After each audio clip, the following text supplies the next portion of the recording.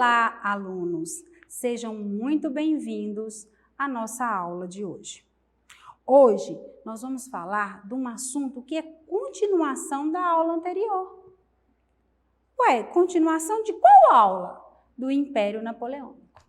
Hoje nós vamos falar do governo de 100 dias.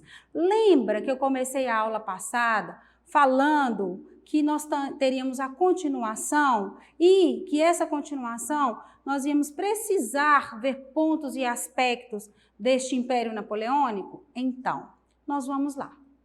E quero a atenção de vocês, especial para este assunto, pois é agora que nós vamos destrinchar este Império Napoleônico e este governo de 100 dias. Em 1799, um golpe de Estado derrubou o governo monárquico francês, instaurado a primeira revolução burguesa da história. Olha que nós já estamos voltando em 2 aulas passadas, que é a Revolução Francesa, instaurando a primeira revolução. Napoleão Bonaparte, líder da revolução, governou a França em 3 períodos. Epa! 3 períodos? Foi, 3 períodos. Mas antes que a gente entenda estes 3 períodos, vamos observar os feitos de Bonaparte. Como foi essa era napoleônica? Vem comigo, vamos dar uma olhadinha? Napoleão, com seu ar imponente, que era um militar, ele vem através de uma queda de diretório. Ele, dentro das suas revoluções, ele fez com que o diretório caísse. E, com essa insatisfação popular das demandas deste diretório, ele deu o golpe de 18 Brumário. Napoleão fecha a Assembleia e se coloca no poder. Então, ele fecha esta Assembleia e entra no poder. E se dá o fim da Revolução Francesa. Então, aqui, para vocês entenderem, com esta ação de Napoleão, com este golpe, ele encerra a Revolução Francesa. Mas se eu encerrei a Revolução Francesa, como que eu vou comandar a França? Ele veio através do consulado. Como eu expliquei para vocês na aula passada. Consulado. Napoleão como primeiro cônsul. O que ele teve que criar para fazer as suas demandas políticas, as suas orientações políticas? O Código Civil, a criação do Banco da França, valores burgueses, a censura e a proibição de greves. Formou-se um Estado laico e uma reforma educacional. Ok? Nossa, quanta coisa Napoleão fez! Este império de grande importância, que é o Império Napoleônico, ele teve um expansionismo. Ele se expandiu. Ele se expandiu como? Como que ele queria que a França se tornasse uma grande potência? Ele criou o bloqueio continental, fazendo a proibição de comercialização com a Inglaterra. Fez o fortalecimento das indústrias francesas. O Tratado de Fontainebleau foi das suas demandas. As batalhas contra as nações. Enfim, Napoleão, ele teve várias ações positivas, mas ele também incomodou muita gente. Então, ele teve uma queda. E esta queda foi quando ele foi para o exílio. Lá ele ficou exilado por um tempo, que nós vamos ver no decorrer da aula, mas explicado e ele voltou. Nesta volta, ele governou. Ele governou por 100 dias. Ao perder a batalha de Waterloo, foi a derrota definitiva de Napoleão. Então, eu convido a vocês agora para entender este processo. Me acompanhem? O primeiro foi caracterizado como um governo do consulado, como eu havia falado. Então, se ele derrubou o diretório, ele teve que governar como cônsul. E que o poder foi centralizado e controlado por militares. Este foi o primeiro momento. O segundo momento, Napoleão realizou um plebiscito para saber qual forma de governo os franceses preferiam. Quase 60% dos eleitores escolheram a volta da monarquia. Lembrando aqui, que eu falei, houve a volta da monarquia. E Napoleão como representante. O seu terceiro momento, em março de 1814, Paris foi invadida por uma coligação formada pela Áustria, Prússia e Rússia. Aí, os países que estavam contra Napoleão. Vamos ver o que aconteceu quando eles entraram? Diante desta situação, Napoleão abdicou o trono e exilou-se na ilha de Elba, no mar Mediterrâneo, onde permaneceu por 300 dias. A maioria da população considerou uma imposição dos países vencedores e um retrocesso em relação às conquistas obtidas durante a Revolução. Na ilha de Elba, Napoleão recebia notícia da insatisfação dos franceses com a monarquia.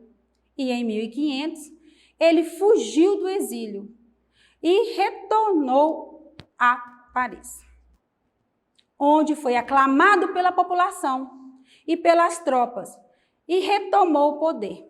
Porém, seu governo durou apenas 100 dias. Em julho de 1815, a Rússia, a Áustria e a Prússia e a Inglaterra uniram-se novamente, derrotaram Napoleão Bonaparte na Batalha de Waterloo, na Bélgica. Gente, vamos dar uma paradinha aí nesse fato histórico. Vamos voltar os olhos aqui para a ilha de Elba. Napoleão, ele era tão astuto que eles, olha aqui onde que estava a França, olha onde que ele foi exilado. Só tinha mar em volta. E mesmo assim, ele evadiu, ele saiu e foi retomar o trono novamente. Aí, na junção, na união dos países, que foi essa derrota.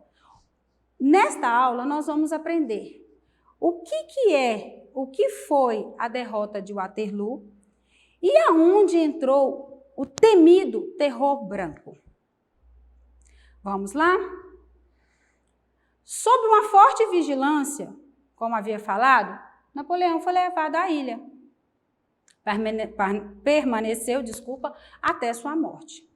Então se implantou, começou a vivenciar na França o terror branco versus a Batalha de Waterloo. Como será que isso aconteceu? O que desencadeou este terror branco? Vamos conhecê-lo? Tem o início o terror branco, onde a aristocracia e o alto clero voltam ao cenário político e aproveitam para se vingar dos republicanos. É exigida a devolução das terras confiscadas pelos camponeses durante todo esse processo revolucionário. Por isso, começam as revoltas e massacres e perseguições. O período do terror durante a Revolução Francesa foi marcada pela perseguição religiosa, política, guerras civis e execuções na guilhotina. Naquele momento, A França estava sendo liderada pelos jacobinos, considerados os mais radicais entre os revolucionários. Lembra que na Revolução Francesa eu ensinei para vocês quem representava os jacobinos e quem representava os girondinos? Então tá aí. Neste momento foram representados pelos jacobinos. Já a Batalha de Waterloo, olha como foi interessante essa batalha, gente. Marcou o fim de uma era napoleônica. A luta durou apenas um dia. Essa batalha durou um dia, diferente das outras, que sempre duravam um longo período. Em 18 de junho de 1815, franceses, ingleses e seus aliados enfrentaram-se no campo de batalha, que terminou com a derrota francesa. Após o conflito, Napoleão Bonaparte foi preso pelos ingleses e levado à ilha de Elba, como vocês viram. Enquanto os vencedores se reuniam em torno de um congresso de Viena para redesenhar o mapa europeu deixado uma grande confusão e desordem por Napoleão. Tem como consequência do Congresso de Viena, as nações participantes criaram uma nova organização política europeia. Para solucionar as ocupações ocorridas, surgiu uma ordem baseada na cooperação de estados, modelo que aparecia pela primeira vez na história. O novo sistema buscava equilibrar o poderio das nações europeias, realizando uma política de aliados e compensações territoriais. O Congresso de Viena, nesse sentido, foi eficiente, pois a Europa só entraria numa guerra num século mais tarde, com a Primeira Guerra Mundial. Podemos concluir então, o Império Napoleônico foi um projeto de restauração do poder político centralizado francês após a Revolução Francesa. Napoleão surgiu com uma esperança para que fossem cumpridos os desejos dos franceses, tendo espalhado o republicanismo por toda a Europa. Mesmo derrotado, criou as condições de possibilidades para que a Europa abandonasse o velho regime e passasse a adotar aos poucos o sistema republicano. Enfim, Napoleão foi um herói, foi visto como um herói, travou batalhas, desagradou, mas deixou aspectos positivos na França. Então, o Império Napoleônico foi um império vigente, foi um império real.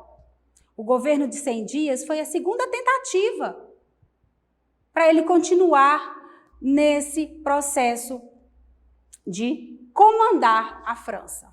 Mas, infelizmente, foi derrotado, onde foi aprisionado e ficou aprisionado até a sua morte.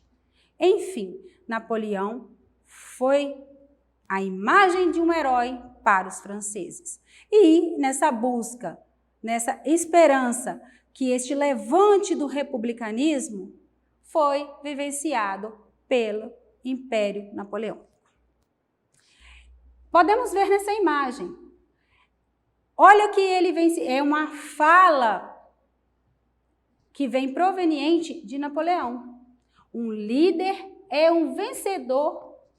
Desculpa, vamos de novo. Um líder é um vendedor de esperanças. Então, para a pessoa, para Napoleão, ele era não um herói, mas um vendedor de esperanças.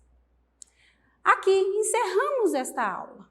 E para acessar a nossa plataforma SMED-GV, aponte a câmera do seu celular na imagem que aparece no canto da tela.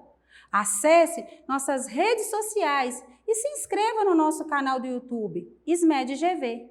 Boa aula, bom estudo a todos. E sigam, gente, Vocês dão uma olhadinha lá nas regrinhas que foram lançadas na nossa plataforma. Tem regras para estudar. Sigam elas, hein? Bom estudo!